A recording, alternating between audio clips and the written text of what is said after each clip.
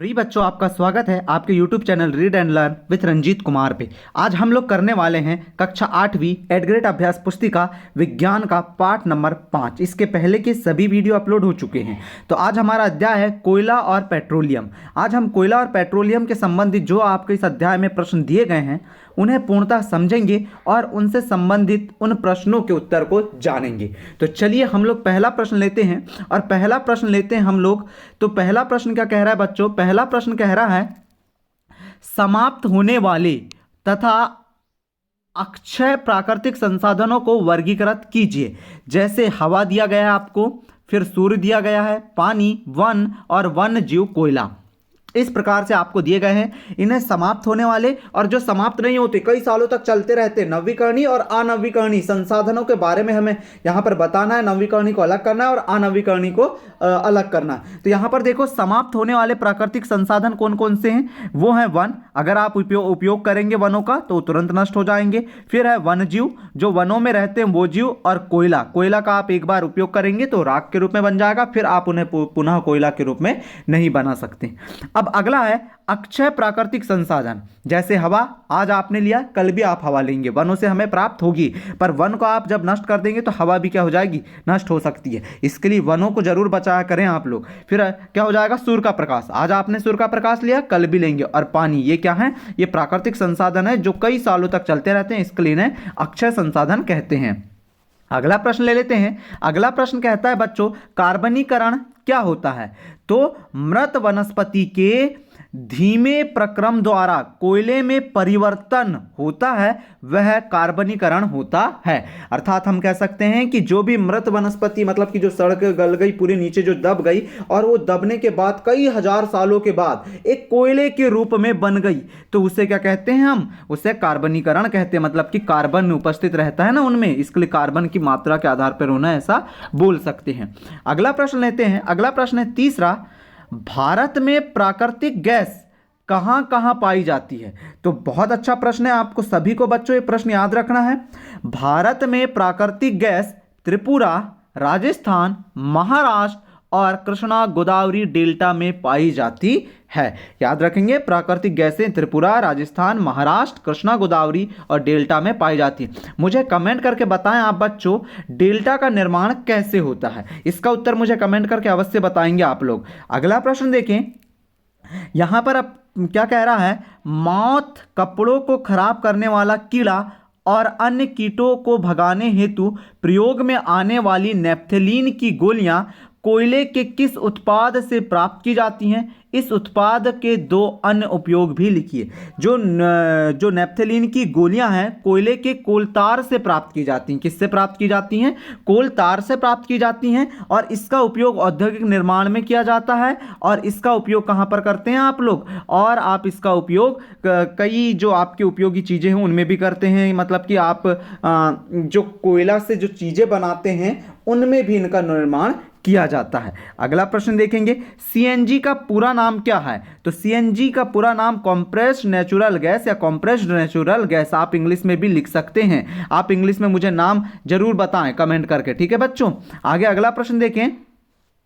पांचवा प्रश्न है, हमारे दैनिक जीवन में प्राकृतिक गैस का क्या महत्व है? प्राकृतिक गैस समझते हैं ना, सीएनजी जो हुई, एलपीजी जो हुई, ये सब क्या है? प्राकृतिक गैसें हैं। तो इनके महत्व को आपको लिखना है। तो हमारे जीवन में प्राकृतिक गैस का उपयोग है कि घरों और उद्योगों में ईंधन के रूप में करते हैं। आपने देखा होगा आपके घरों में सिलेंडरें हैं, गैस सिलेंडरें, उनसे आप खाना बनाते हैं।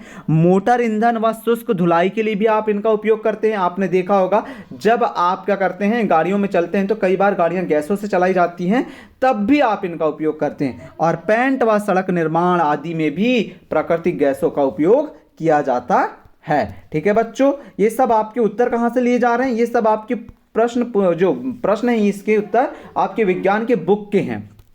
इसके लिए आपको यहां पर उत्तर बिल्कुल सही सही मिलेंगे, ऐसा नहीं कि कोई उत्तर गलत मिल जाएगा आपको। अगला प्रश्न देखें, जीवाश्म ईंधन की उपलब्धता लंबे समय तक किस प्रकार रख सकते हैं? जीवाश्म ईंधन जो होते हैं क्या नहीं, तो उनकी उपलब्धता हम लंबे समय तक किस प्रकार रख सकते हैं? अगर हम ईंधनों का उपयोग तभी करें जब नितांत आवश्यक हो, मतलब कि जब आप ईंधन का उपयोग तभी करना चाहिए आपको जब बहुत ज्यादा मात्रा में आवश्यकता हो। इससे पर्यावरण बेहतर बनेगा, विश्व उष्णन का कम खतरा रहेगा, मतलब कि कम तापमान होगा। जैसा आप ज्यादा उपयोग करोगे तो और तापमान में वृद्धि होगी, और कम उपयोग करोगे तो कम तापमान में वृद्धि होगी। तो इस प्रकार जीवाश्म ईंधन की उपलब्धता लंबे समय तक रख सकते हैं। अगर आप सब कुछ का कम उपयोग करोगे तो अब वो क्या रहेगा, लंबे समय तक उपयोग होती है। आप कोई भी चीज का देख लीजिए, जैसे पेट्रोल की बात करें हम, तो पेट्रोल को आप कम चलाएं गाड़ियों को तो वो लंबे समय तक पेट्रोल चलेगा। लेकिन अगर आपने कोई दूरी ज्यादा चला ली, बिना वजह घूम रहे हैं, तो इन सब से पेट्रोल की मात्रा क्या हो जाएगी, कम हो जाएगी, अर्थात वह लंबे समय तक नहीं बना रह सकता।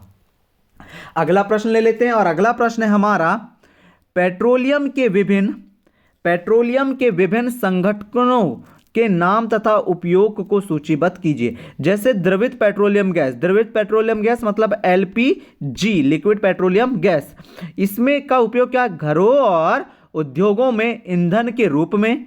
फिर पेट्रोल का मोटर ईंधन, शुष्क धुलाई के विलायक के रूप में, मिट्टी का तेल, स्टोव, लैंप और जेट वायुयान के लिए ईंधन के रूप में, और डीजल का उपयोग होता है भारी मोटर वाहनों और विद्युत जनित्रों के लिए ईंधन के रूप में। तो इस प्रकार से हमने देखा पेट्रोलियम के जो संगठन हैं और उनके उपयोग कहां कहां होते हैं, उनको हमने जाना। अब अगला प्रश्न जानते हैं बच्चों। अगला प्रश्न बहुत अच्छा है। इसमें प्रश्न क्या कह रहा है देख लीजिए पहले। पेट्रोलियम और प्राकृतिक गैस के भंडारण को दर्शाता हुआ एक चित्र बनाइए। तो देखिए यहां पर मैंने आप लोगों के लिए थोड़ा छोटा करके यहां पर और बता देता हूं। ये आप लोगों के लिए पेट्रोल और जो प्राकृतिक गैस है उनके भंडारण के लिए यहाँ पर एक चित्र बनाते हुए हमने समझाया है। आपको ही पता है कि ज़मीन की बहुत अंदर सतह से हम लोग पेट्रोल और तेल निकालते हैं, या ऑयल निकालते हैं, डीजल निकालते हैं, प्राकृतिक गैस निकालते हैं, सब कुछ। इसके लिए यहाँ पर ये डायग्राम हमने बनाया, आप इसे बना लीजिएगा। और बहुत अच्छा प्रश्न अब आपके सामने देखेंगे, थोड़ा बड़ा ले लेते हैं। 9वां प्रश्न है, पेट्रोलियम निर्माण के प्रक्रम को समझाइए। देखो पेट्रोलियम का निर्माण कैसे कैसे होता है। आपको पता है कि समुद्र में ढेर सारे जीव रहते हैं, वह दब जाते हैं जब रेत उसके साथ आती है, चट्टानों के भूस्खलन के कारण, मिट्टी के कारण, सब वो दब जाते हैं। तो कई सालों तक दबे रहने के कारण वह कार्बन की मात्रा में बदल जाते हैं, जिससे कि पेट्रोलियम निर्माण होता है या अनेक पदार्थों का निर्माण होता है। तो यहां पर देखो हम समझते हैं, पेट्रोलियम शब्द की उत्पत्ति पेट्रा चट्टान एवं ओलियम तेल से हुई है, क्योंकि यह जमीन के नीचे की चट्टानों के मध्य से निकाले जाता है। फिर उसके बाद देखें, पेट्रोलियम का निर्माण समुद्र में रहने वाले जीवों से हुआ। जब ये जीव मृत हुए, इनके शरीर समुद्र के पेंदे में जाकर जम गए और फिर रेत और मिट्टी की सतहों या सतहों द्वारा ढक गए। लाखों वर्षों में वायु की अनुपस्थिति और उच्च दाब ने इन मृत जीवों को पेट्रोलियम और प्राकृतिक, यहां पर कहा छूट गया, प्राकृतिक गैस में परिवर्तित कर दिया। देखा बच्चों कितने अच्छा है ना। पेट्रोलियम में क्या हुआ, समुद्र में बहुत सारे जीव थे, वो बहुत दिनों तक धंसे रह गए जमीन में। उन धंसे रहने के कारण क्या हुआ उनसे, कि जो धंसे रहे तो उनसे ढेर सारे जो जीव थे उन्होंने उनका भक्षण किया। भक्षण करने के बाद वह जीवाश्म के रूप में बन गया। अब अगला प्रश्न और अंतिम प्रश्न है, 10वां प्रश्न है, भारत में पेट्रोलियम संरक्षण अनुसंधान PCRA गाड़ी चलाते समय पेट्रोल डीजल बचाने हेतु लोगों को क्या सलाह देती है, लिखिए। तो देखो बहुत अच्छा कार्य करती है संस्था। क्या है, जहां तक संभव हो गाड़ी समान और मध्यम गति से चलाएं, पहली बात बताती है। दूसरा बताती है यातायात लाइट पर अथवा जहां आपको प्रतीक्षा करनी हो गाड़ी का इंजन बंद कर दे, अर्थात स्विच बंद कर देना चाहिए। आप क्या करते हैं, जैसे ही ट्रैफिक में जाते हैं, ट्रैफिक में फंसे आप लोग ट्रैफिक में, तो ट्रैफिक में जैसे ही फंसते हैं तो आप गाड़ी को चालू रखते हैं कि बहुत तेजी से हमें निकलना है। वैसा आपको नहीं करना चाहिए। क्या करना चाहिए कि जब तक वो रेड लाइट जल रही है, जब तक आपको सेकंड दिखाई दे रहा है, जब तक आपको गाड़ी का स्विच बंद कर देना चाहिए, इंजन को बंद कर देना चाहिए। उसके बाद जैसे ही अगर 2-3 सेकंड बचते हैं तब आप चालू कर लीजिए, या पूरे समय समाप्त होने के बाद चालू कीजिए, और ग्रीन लाइट जब हो जाए तब चालू कीजिए, तब आप लोगों के लिए वो बहुत अच्छा होगा। ठीक है, अगला क्या है, टायरों का दाब सही रखिए मतलब कि आपको हवा बिल्कुल उनमें सही रखना चाहिए। अगर आप हवा सही रखते हो तो गाड़ी जो घर्षण है वह उनके मध्य क्या होगा, कम होगा। और आप अगर कम हवा रखते हैं तो घर्षण की मात्रा बढ़ जाएगी, जिससे कि टायरों को भी जो कम मतलब घर्षण करते हुए चलेंगे तो टायरों को भी नुकसान है। इसके लिए आपको क्या करना है, टायरों का दाब या उसमें जो वायु उपस्थित रहती है उसकी मात्रा सही रखनी है। गाड़ी का नियमित रख रखाव सुनिश्चित कीजिए। और इस प्रकार से हमें इत्यादि रूप में और आप मन में जो जो आए वो लिख सकते हैं कि क्या क्या पीसीआरए को गाड़ी चलाते समय पेट्रोल और डीजल बचाने के लिए लोगों को सलाह देते हैं। तो इस प्रकार से देखा बच्चों, हमने इस अध्याय को पूरा समझ लिया। और इसमें अब आपको कुछ भी डाउट है तो आपको करना क्या है, कमेंट करना है। और कोई भी अध्याय अगर आपको चाहिए, आपको उसको समझना है और हल करना है, तो आप कमेंट बॉक्स में जाके कमेंट कीजिए, वहां हम आपको लिंक दे देंगे। ठीक है बच्चों, मिलते हैं हम अगले वीडियो में। Thank you for watching student.